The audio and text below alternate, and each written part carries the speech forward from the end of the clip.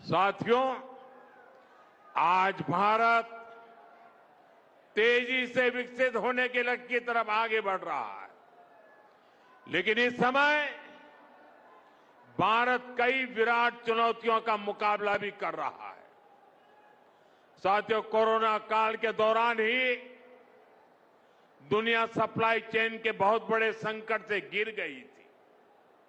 Covid के बाद Ukraine में युद्ध शुरू हो गया, उसने दुनिया की परेशानियां और बढ़ा दी।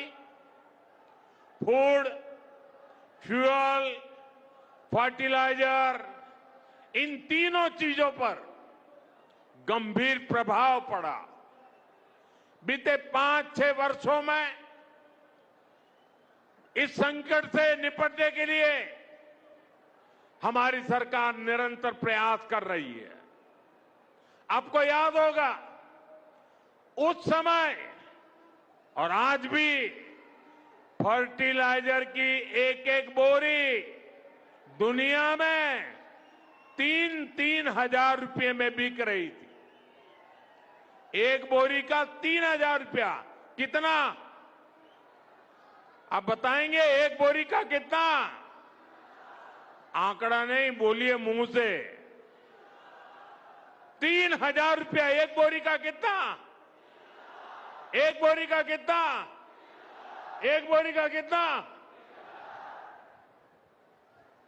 और भारत के किसानों को वही खाद की बोरी 300 से भी कम रुपये में दी जा रही है।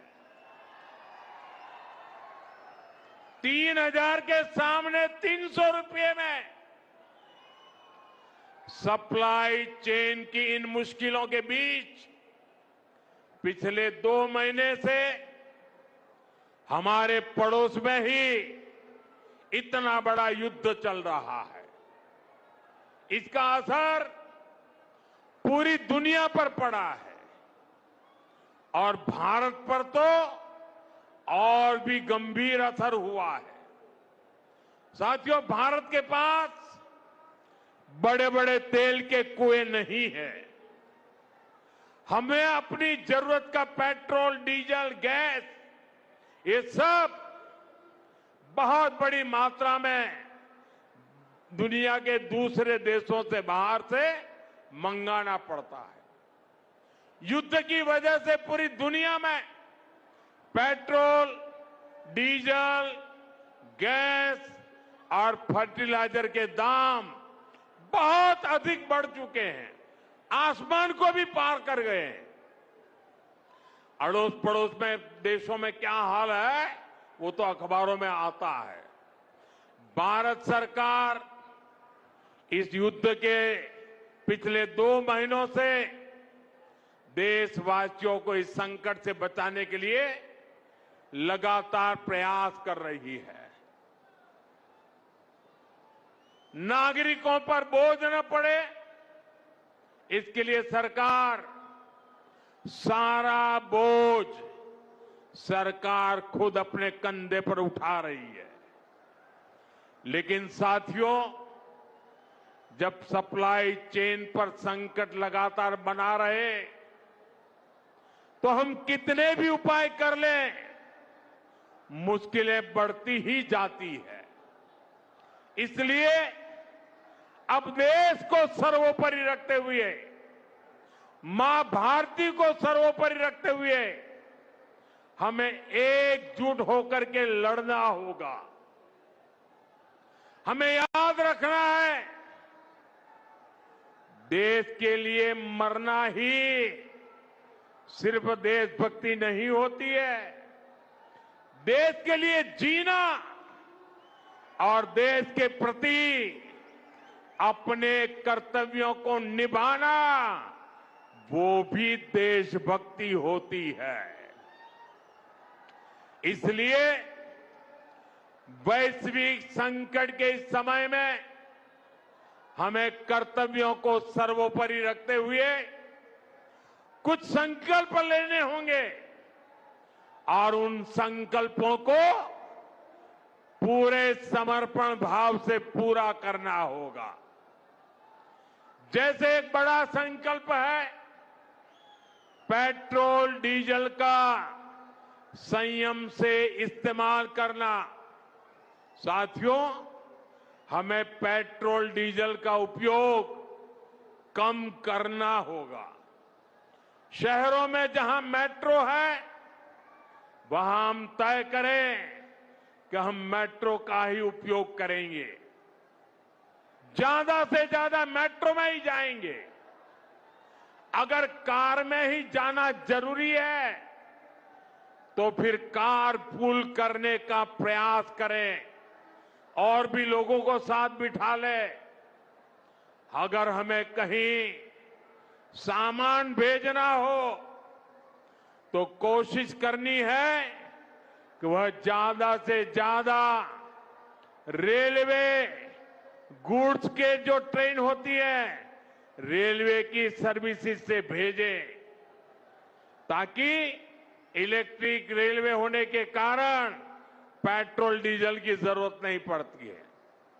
जिन लोगों के पास इलेक्ट्रिक व्हीकल है वो भी कोशिश करें कि इलेक्ट्रिक व्हीकल का ज्यादा से ज्यादा उपयोग करें।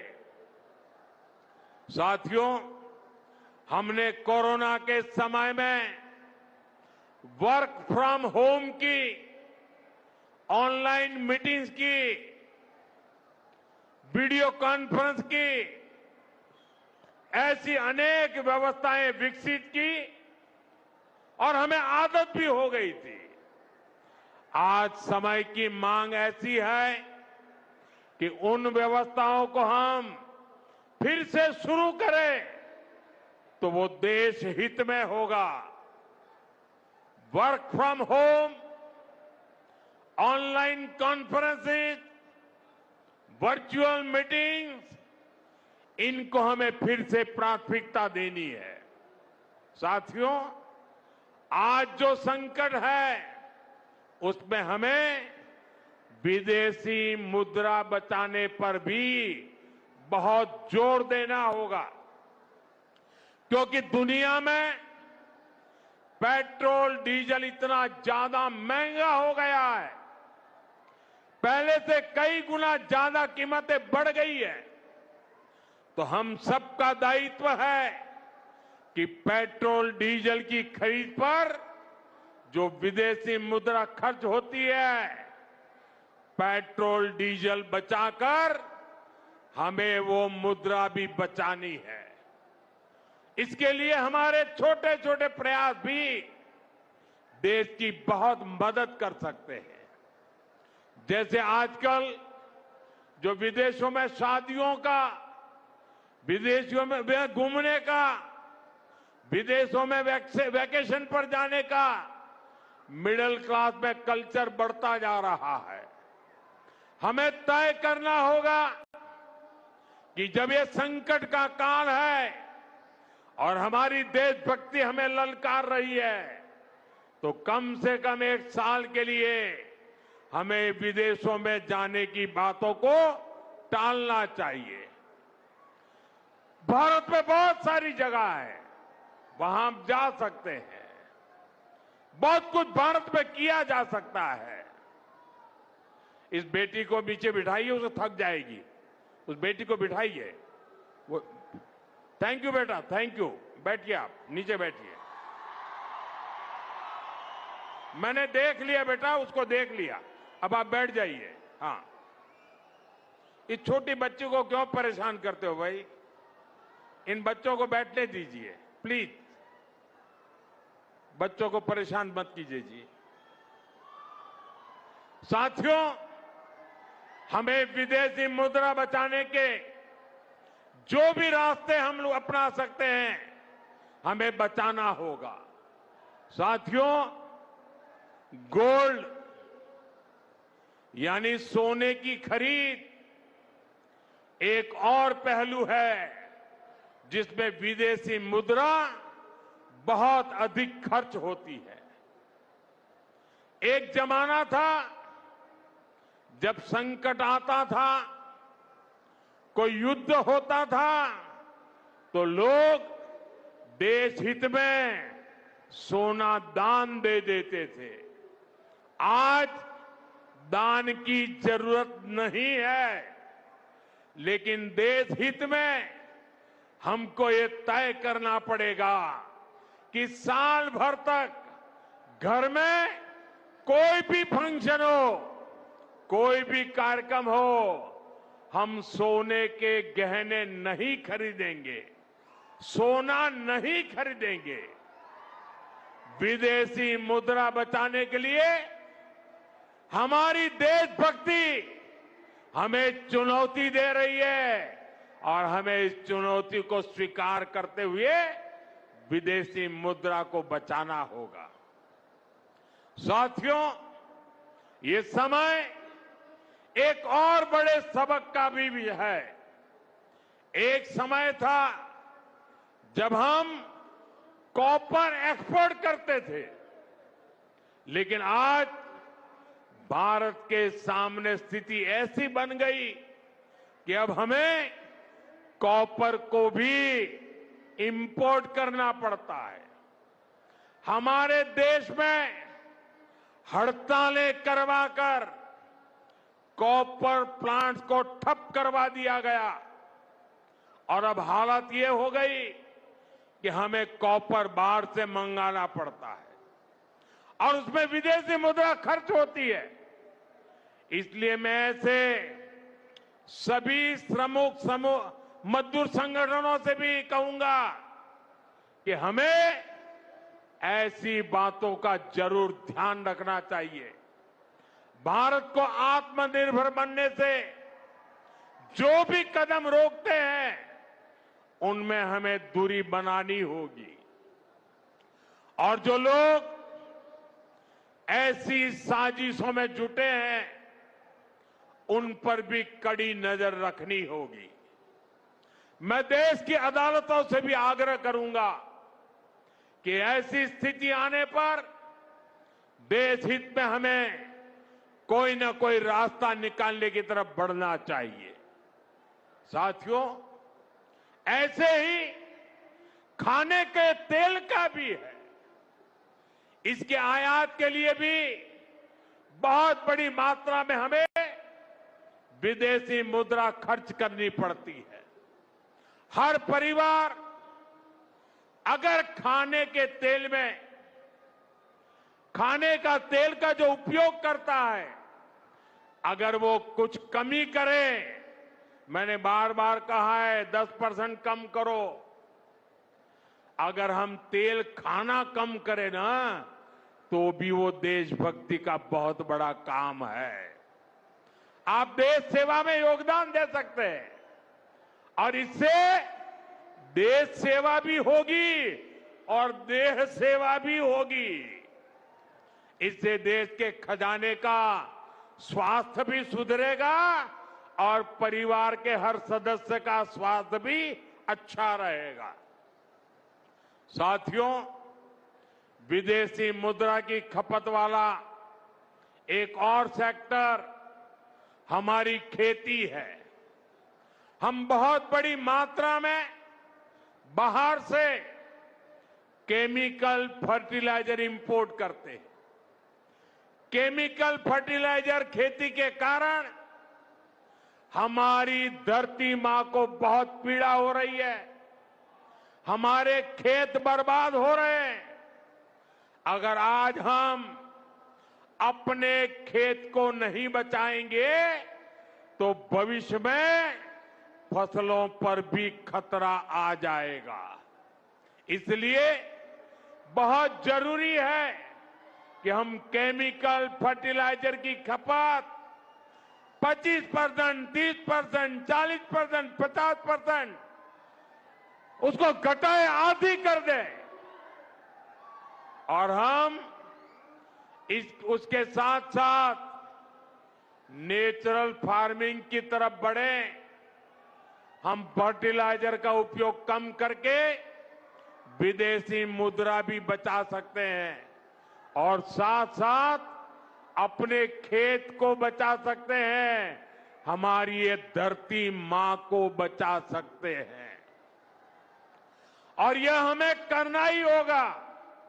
आज वैश्विक संकटों से जो चुनौतियां आई है, हमें उन चुनौतियों को परास्त करना होगा।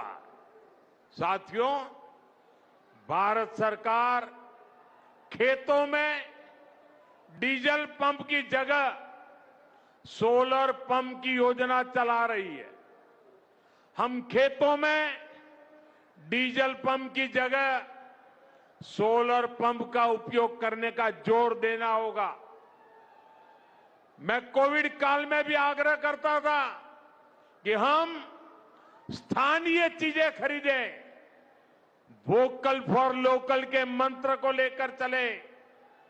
हम मेड इन इंडिया चीजें खरीदकर भी विदेशी मुद्रा बचा सकते हैं और हमारे देश में स्थानीय उत्पादन की कोई कमी नहीं है।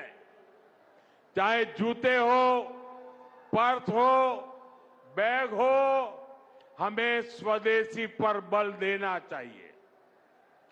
और मैं ये नहीं कह रहा कि जो आपके पास विदेशी चीजें खरीदी हुई है, विदेशी ब्रांड की है, उनको जाकर के फेंक दो, ऐसा मैं नहीं कह रहा हूं।